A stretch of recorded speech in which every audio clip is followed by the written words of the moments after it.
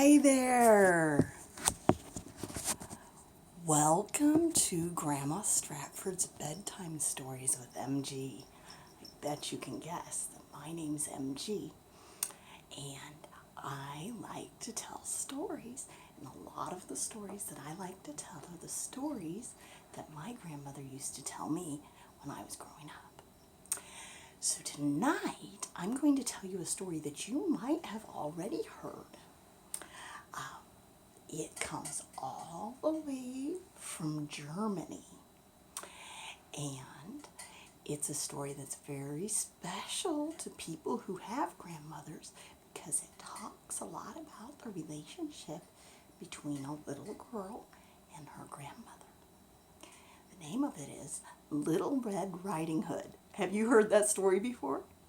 Everybody tells it just a little bit differently. And the way we know this story today is because in Germany, a long time ago, back in the 19th century, so today we live in the 21st century, so that was 2 centuries ago, two brothers who had the last name of Grimm went and listened to the stories that the people in Germany told, and they wrote them down and shared them with all of us. So we know these stories today and we can share them with each other. And a lot of these stories happened in a big forest, lots of trees. Now, it wasn't like some of the forests we maybe see here in the United States today. Lots and lots of trees, very dense, and so you didn't really know what was going on in the woods. So people made up stories about magical things that would happen in the woods. And a lot of these stories have to do with the big bad wolf. Have you heard about the big bad wolf? So today I'm going to tell you the story about Little Red Riding Hood and how she encountered the big bad wolf and what happened, okay?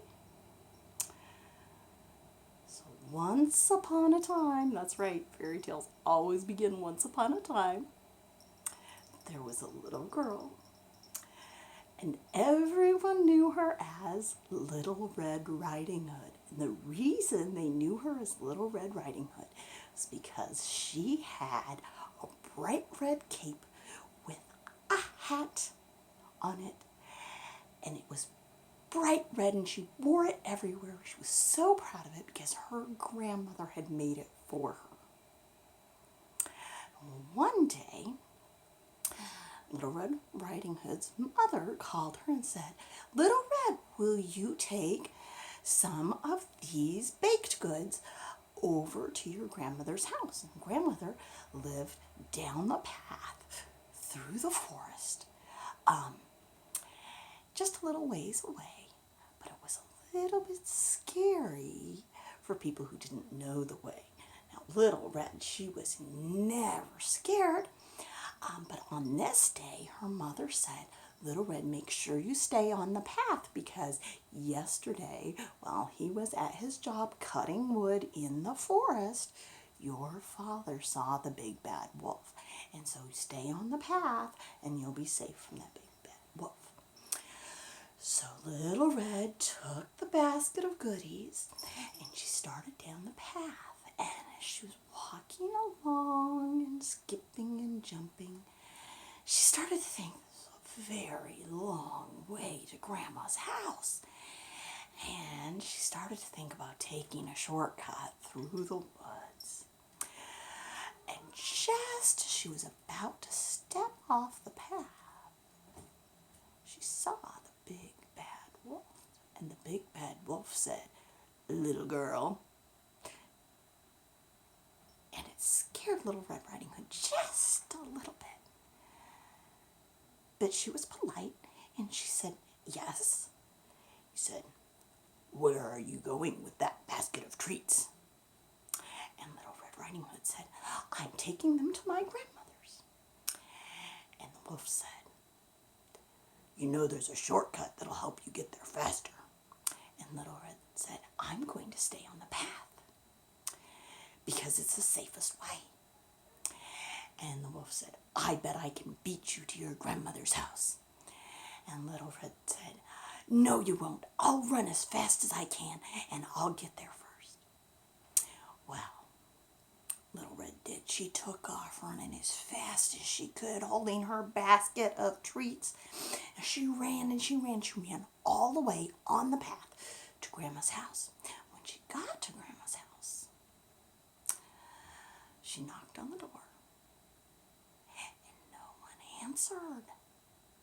So she knocked on the door again, and she tried it. And the door came open. So she stepped in and said, "Grandmother, Grandmother!" And she didn't see Grandmother anywhere in the front room. And then she heard a voice that sounded a little funny, coming from the bedroom.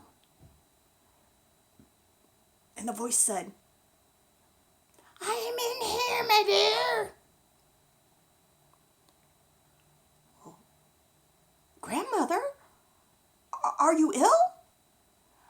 "Oh, I'm just not feeling so well." "Well, Grandmother, my mother had me bring some goodies here for you, and they're in a basket. Shall I bring them in?" "Oh, no, my dear, just set them on the table." So Little Red Riding Hood set them on the table, and then she went into the bedroom to see her grandmother. She got into the bedroom, and she saw a woman lying in the bed with Grandma's cap on, and with Grandma's nightie on, and tucked up under the covers. But something was very wrong. So Little Red Riding Hood came closer to the bed. And she said, "Grandmother, you don't look so well." So she came a little closer and she said, "Grandmother, what big eyes you have." And the wolf, for it was the wolf in the bed, not Grandmother, said, "The better to see you with, my dear." And Little Red Riding Hood said, "But what big ears you have." And the wolf responded, "The better to hear you with, my dear."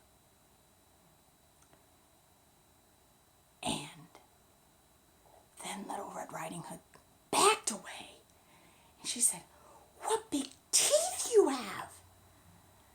The better to eat you with, my dear." And the wolf jumped up out of the bed, and at the same time, Little Red heard a knocking on the closet door, Grandma's closet door. And she heard her grandmother's voice, "Help, Little Red, help!" And so Little Red ran to the closet, and the wolf was right behind her. And as Little Red opened the closet, there was a commotion out in the front room.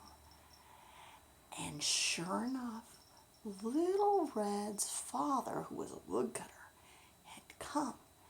And he caught that wolf just like Seamus right here catches a mouse.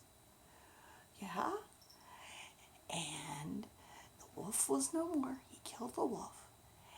And Grandmother and Little Red Riding Hood were safe. So Grandmother said, "Why don't we all have some tea? It'll help calm our nerves. And then I'll share some of the goodies that are in the basket." And Little Red's father, who was a woodcutter, like we've already said that he still had some work to do out in the woods, but that he would come back so that he could walk Little Red home in safety. And Little Red and her grandmother had a wonderful afternoon drinking tea and talking, and I bet that they told stories to one another. Do you think so? So anyway, the story says that after that happened, they all lived happily ever after. And so now it is time for bed, and I hope that you have sweet dreams and that you live happily ever after. at least until the next time we get to have a story.